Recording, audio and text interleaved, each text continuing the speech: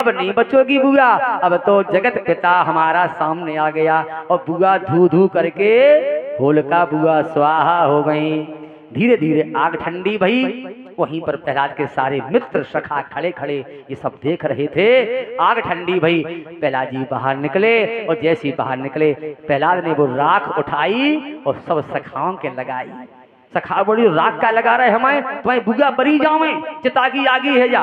प्रहलाद जी बोले तुम पागल होगा, बुआ की आगी नहीं आ जाओ में हमारे भगवान आए थे। अगर जा आग में भगवान ना होते तो हम बचवे वाले नहीं थे। इस कणकण में मेरा परमात्मा बैठा है। तो सबने खूब लगाई एक दूसरे के राख।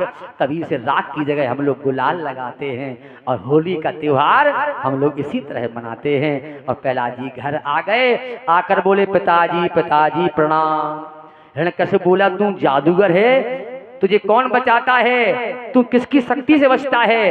प्रहलाद जी बोले हमारा परमात्मा ही हमें बचाता है, उसी की शक्ति से हम बचते हैं। कहा तेरा परमात्मा कहाँ है। प्रहलाद जी बोले कहो सो कहाँ, अरे जहाँ प्रभु नाही। ए पिताजी मेरे परमात्मा कहाँ नहीं है, तुम जहां देखो वही मेरा परमात्मा है। उठा ली गदा, भयंकर आंखें लाल कर ली और बोला तेरा परमात्मा इस खंभ में है। प्रहलाद जी बोले बिल्कुल है। भक्त की जहां हाँ वहीं परमात्मा प्रकट हो जाते हैं। कहा इस खंभ में है, बोले हाँ है। उठाई प्रहलाद के पिता ने गदा और जोर से घुमाई और घुमा करके महाराज भयंकर गदा मार दी। जैसे गदा मारी उसी से में खंभा फट गया। खंभा फटा, जैसे ही खंभा फटा गगड़ गड़गड़ानो, ऐसा लगा जैसे बादल गरज रहा हो, बादल कहीं फट गया हो। गगड़ गड़गड़ानो ठाटो खंभ टटटानो, और निकसी विशाल देह नरहरि भगवान की, नृसिंह भगवान की और नृसिंह भगवान की जय। और दहाड़ मार रहे भगवान क्योंकि शेर का आज प्रभु ने दहाड़ मारी शेर की, मुंह लगा हुआ है।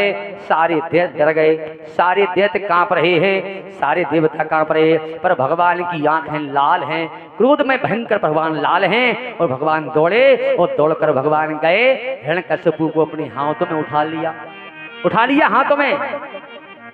हिरण्यकश्यप को हाथ में लेकर भगवान पहुंचे बीच देहरी पर। भगवान पहुंच गए, ना भीतर है ना बाहर है, बीच देहरी पर भगवान पहुंच गए। अपनी जांघों पर भगवान ने रख लिया, हिरण्यकश्यप को जांघों पर रख लिया और बोले भगवान अब तुम बचने वाला नहीं है।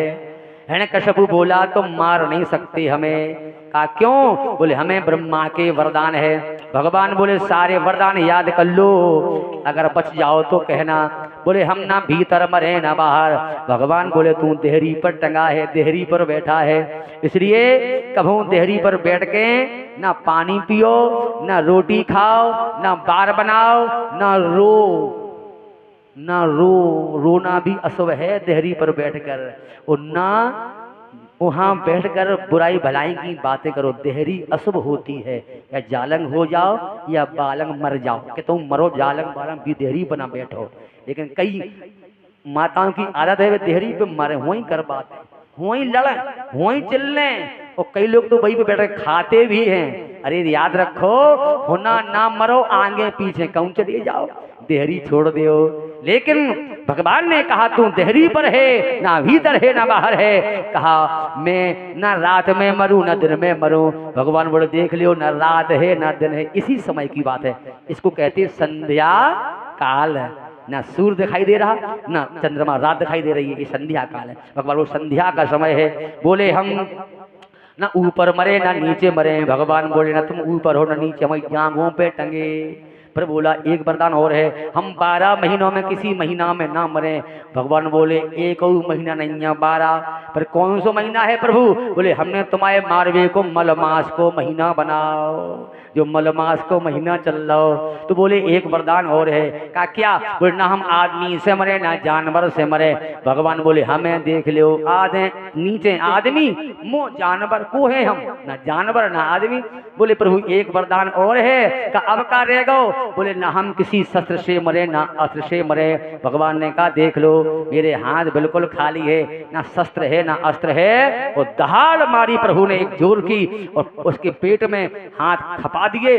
बड़े बड़े नाखून थे नरसिंह भगवान के, पेट में डाल दिए, पेट फाड़ दिया, आंतें निकाल ली, निकाल कर गले में डाल ली और जैसे ही आंतें निकाली उसी समय उसका प्राणांत हो गया। नरसिंह भगवान की जय। धरती पर पटक दिया, भगवान चले, टप टप खून टपक रहा है, आंतें पड़ी गले में, आंखों से अंगारे बरस रहे हैं, हाथों से खून टपक रहा है। इतना विकराल भेष देखा तो किसी की हिम्मत नहीं पड़ी आगे जावे की। पर ब्रह्मा जी बोले हम तो बूढ़े हैं, अब हम ही जा रहे हैं आगे, हमसे कछु नहीं के। जैसे ही आगे ब्रह्मा जी आए तो प्रभु ने एक दहाड़ जोर की मारी का शेर को मुंह, इतनी कर्री दहाड़ मारी कि ब्रह्मा जी उल्टी पुल्टी गुलटाएं खा के भागते दिखाई दिए, बचाओ बचाओ।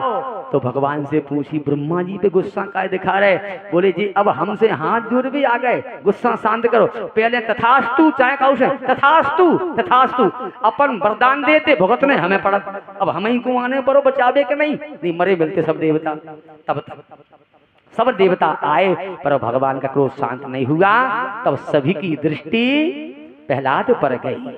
सबने कहा अब प्रहलाद ही भगवान का क्रोध शांत कर सकते हैं, क्योंकि भक्त के वश में हैं भगवान। आज प्रहलाद जी को आगे किया और प्रहलाद जी आए और आकर प्रहलाद जी भगवान के चरणों में गिर पड़े। और जैसे प्रहलाद जी को चरणों में गिरा हुआ देखा, मेरे भाई बहन, जिन आंखों से प्रभु के अंगारे बरस रहे थे, जिन आंखों से आग बरस रही थी, जो आंखें लाल थीं, अब उन आंखों से भगवान के झरझर आंसू गिरने लगे, परमात्मा रोने लगे और प्रहलाद को जीभ से चाट रहे हैं। प्रहलाद को जीभ से चाट रहे भगवान, जीभ से। क्यों? क्योंकि जब जानवर अपने बच्चे को प्यार करता है तो हाथ से करता कि जीभ से करता है? गैया, बछड़ा, भैंसिया, बकरिया, ये सब जानवर अपने बच्चे को जीभ से चाट के प्यार करते हैं। तो आज भगवान भी जानवर का मुंह लेकर आए हैं, इसलिए प्रभु जीभ से चाट रहे प्रहलाद को, आंखों से आंसू बह रहे हैं। और भगवान ने अपने हाथों से प्रहलाद को उठाया, उठाकर प्रहलाद को प्रभु ने हाथों से गले से लगा लिया। और गले से लगाकर भगवान आज प्रहलाद से हाथ जोड़कर माफी मांगते हैं।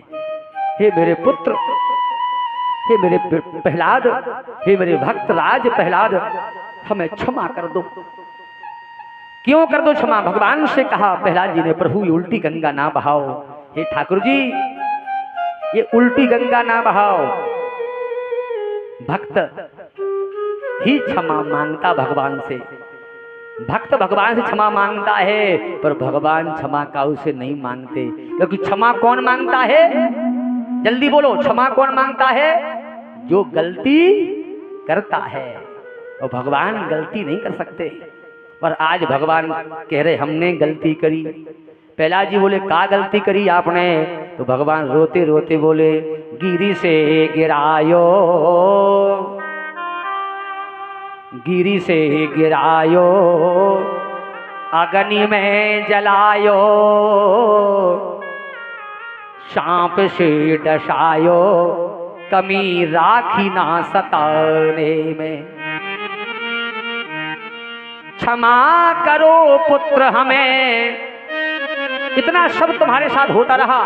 तुम्हें पहाड़ से फेंका, तुम्हें सांपों से कटाया, तुम्हें अग्नि में जलाया, तुम्हें हाथी से चलवाया, लेकिन फिर भी हम नहीं आए। इसलिए क्षमा करो पुत्र हमें, अरे देर हुई आने में। क्षमा करो पुत्र हमें, देर हुई आने में।